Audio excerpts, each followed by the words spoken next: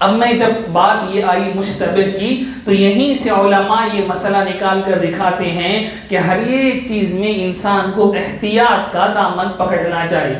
جو چیز سب سے زیادہ سیکیور ہے، جو چیز سب سے زیادہ سیف زون میں آتی ہے، جو چیز سب سے زیادہ احتیاط کے اندر آتی ہے، اس پر عمل کرنا چاہیے. اس کو ایک زبردست مثال سے میں سمجھاتا ہوں، اللہ کرے بات سمجھ میں آئے.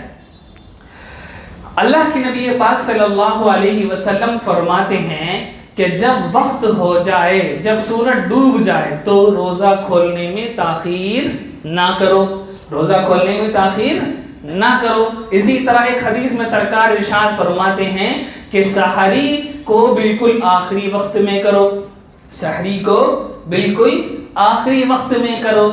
اب اللہ کے نبی نے یہ کہا کہ سحری آخر وقت میں کرنا ہے اور سورج ڈوبتے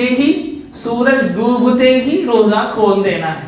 اب آخری وقت میں سحری کرنا اور اول وقت میں افطاری کرنا یہ سرکار کا حکم ہے، یہ حدیثوں کا حکم ہے. اب سرکار کے زمانے میں کیسے روزہ رکھتے تھے اور روزہ افطاری کرتے تھے؟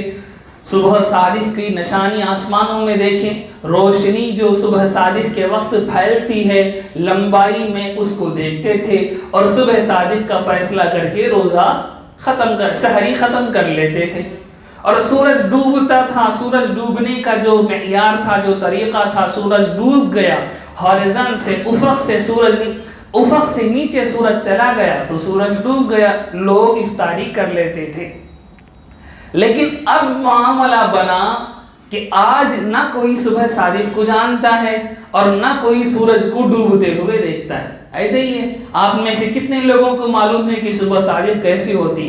ہماری آنکھوں کو صبح صادق کی روشنی نظر نہیں آتی، ہماری آنکھیں اتنی زیادہ چندیا گئی ہیں، ہم روشنیوں سے اتنے زیادہ ایڈکٹ ہو چکے ہیں کہ صبح صادق کی جو ایکچول روشنی کتابوں میں لکھی ہوئی ہیں، آپ جا کر بھی دیکھنا چاہیں تو آپ کو وہ روشنی نظر نہیں آئے گی، وہ روشنی نظر نہیں آئی. کیوں؟ کیونکہ وہ بہت منیوٹ بالکل باریک روشنی ہوتی ہے جس کو دیکھنے کی ہماری آنکھوں کو عادت نہیں ہے.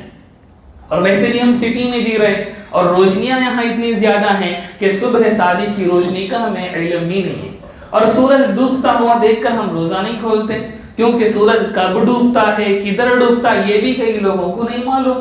رمضان میں جب چاند دیکھنے کی باری آتی ہے تو چاند کدھر سے نکلتا ہے اتنا بھی ہمیں علم نہیں، چاند نکل کر کدھر جاتا ہے یہ بھی ہمیں علم نہیں، چاند کس طرف دیکھنا ہے یہ بھی ہمیں نہیں معلوم. کیوں؟ کیونکہ اب سب حسابات آ گئے ہیں، سب موبائل کے اندر آ گیا ہے، ہم سب موبائل میں دیکھ لیتے ہیں اور قاضی صاحب نے اگر ڈکلیئر کر دیا تو ہم مان لیتے ہیں قصہ ختم. نہ کوئی چاند دیکھتا ہے نہ دیکھنے کو آتا ہے.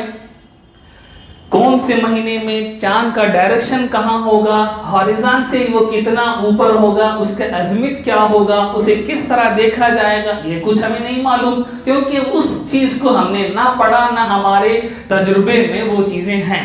اسی طرح زوال کب ہوتا ہے ہمیں نہیں معلوم، زوال کب ہوتا ہے ہمیں نہیں معلوم، ظہر کا وقت کب شروع ہو ہمیں نہیں معلوم. بس مؤذن صاحب نے اذان دی 1:30 بجے جماعت ہے، وہاں 2 بجے جماعت، اتنا ہی ہمیں معلوم. پھر عصر کے وقت میں شفافی جلدی پڑھتے ہیں، حنفیہ تاخیر سے پڑھتے، یہ کیوں پڑھتے ہیں، اس کے پیچھے کیا فنڈا ہے، اس کے پیچھے کتنے، یہ سب ہمیں نہیں معلوم. حالانکہ ان سب کے پیچھے یہ پورا استدلال ہے، ان سب کے پیچھے ایک پوری تفصیلات. بہرحال میں کہہ یہ رہا تھا کہ اب ہم شفٹ ہو گئے ہیں آنکھوں سے گھڑی کے اوپر. ہم کہاں شفٹ ہو گئے؟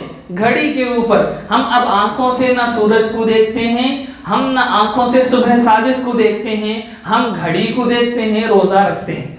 اب جو چیز اس کائنات میں ہو رہی ہے اس کو گھڑی میں کنورٹ کر کے علماء دیتے ہیں حسابات نکال کر. ایسے ہی ہے، ایسے ہی سورج کب ڈوبتا ہے اس کو کئی سارے فارمولیز ڈال کر، اس کو کئی سارے فارمولیز یوز کر کے گھڑی میں کنورٹ کر کے چلو اتنے منٹ پر اتنے وقت پر آپ کا سورج ڈوب جاتا ہے، اتنے منٹ پر صبح صادق ہوتی ہے.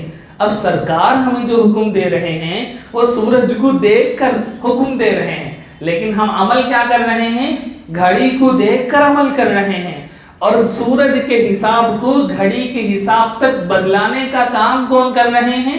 دوسرے انسان میڈیٹر کر رہے ہیں. جو کئی سارے فارمولیز ڈال کر ہمیں ٹائم نکال کر دے رہے ہیں۔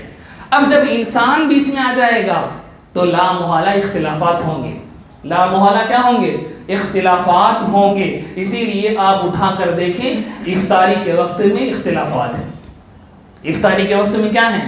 اختلافات ہیں۔ کوئی ایک جماعت یہ کہتی ہے اس وقت کھولیں، ایک جماعت کہتی ہے اس وقت کھولیں، ایک جماعت کہتی ہے اس وقت کھولیں۔